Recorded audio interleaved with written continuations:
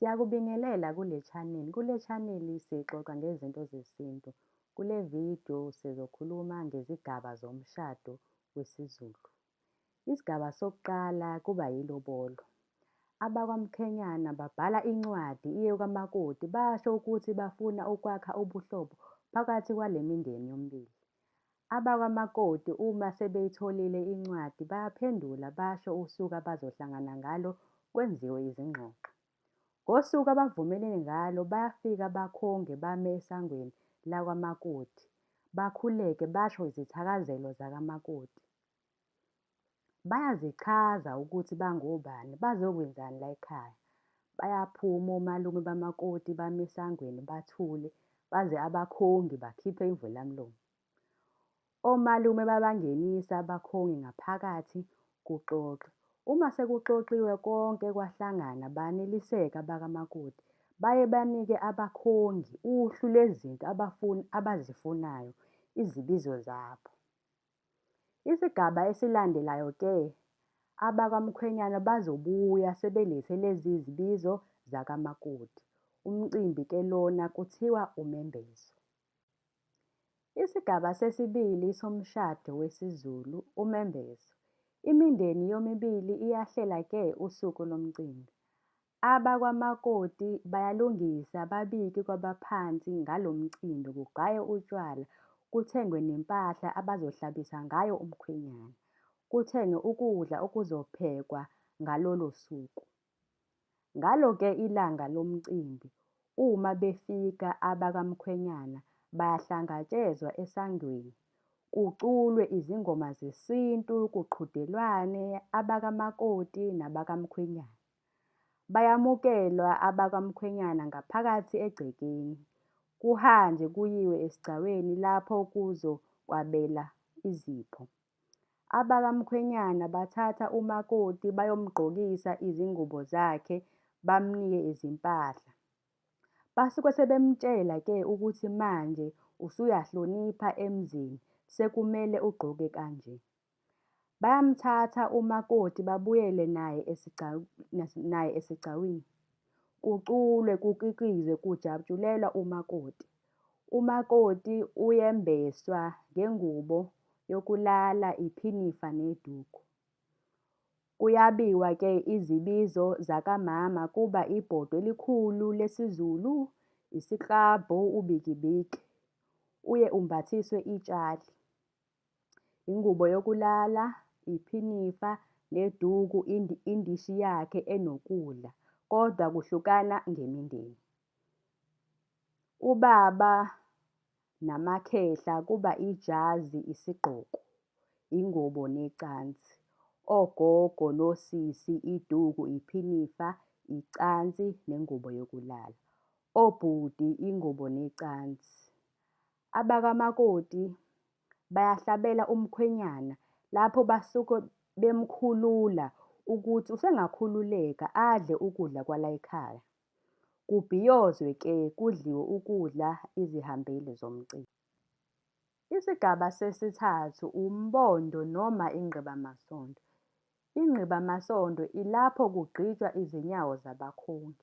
Umakoti uhambisa izinhlobo zokudla sibala amafutha okupheka, impuphu, ushukela, amathanga, utshwala besiZulu, amakhekhe, amatiye, izithelo, imifino, amazambane, ukudla kwesintu okunjengamadumbe, ubhatata nommbila. Mese kuba khona nobhasikidi kamamezala.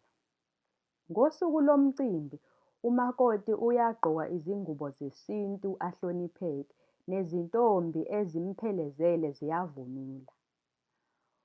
Kuyukuthi uma sekuzofikwa ngakwamkhwenane, kwehliswa izimpahla ukuze izintombi eziphelezele zizothwala zize ziyongena esangweni likamkhwenyana, zicule, zisine. Abakamkhwenyana bayeza bazokwamukela, bazingenise egcekeni. Bangene, kukikizwe, bathule utshwala ngemali abavumelene ngayo ukuthi imalini. Bathulwa yibo abantu basemzini njalo, bese bekhonjiswa indlu abazohlala kuyo. Umakoti undlalelwa icansi ahlale kulo nomakotshana wakhe. Laba ahamba nabo bakhululeke bangahlala ezitulweni uma zikhona. Kudliwe, kusine, baphuze abaphuzayo bese kuyagodukwa. Abazali bentombazane bona abayi emzini noma abahambi nalabo abahambisa umbondo. Ngalolu suku ilapho ekuzohlelwa ngalo usuku lodwendwe. Isigaba sesine somshado wesintu, umkhehlo. Umkhehlo umcimbi owenzelwa umakoti uma esekhethiwe insizwa thizeni. Akagonywa umakoti uma ezokhehlwa, kodwa uyahlonipha ngokuthi abeke emahlombe. Ugonqwa uma esezophuma sekulandwa udwendwe. Umkhehlo awuphumeli esigcawini.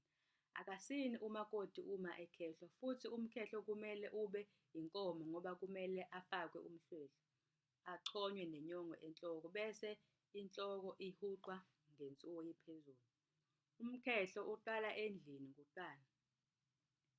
Kuqala ngokuthi kumbeswe umakoti, embeswa abasemzini. Emva kwalokho kushawa indishi.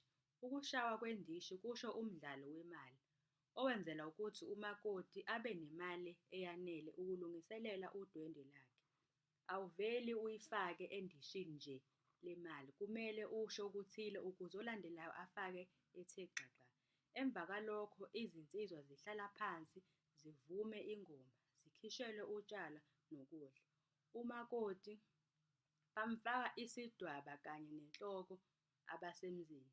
Bese-ke uyise kuba umuntu wokuqala ukumchoma imali, ebese emnika umkhonto.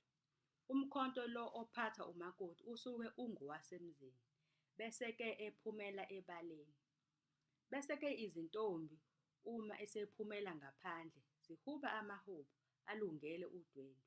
Izintombi zima umugqa owodwa zonke, zisuke zibhince izidwaba ukusingatha umakoti. Izintombi ziyashintshana ngokuya ezihlotsheni nakwizihambeli, zihambisa umkhonto. Zona-ke izihlobe ziletha izipho noma imali noma izingubo zokulala. Abakwamkhwenyana eyabo imali iyahlanganiswa ifakwe yonke kwiduku noma isambulela ukuze izocaca yodwa. Umcimbi uvala ngokuthi izintombi zishaye ingoma. Isigaba esilandelayo-ke kuba udwendwe, kodwa sizoyenza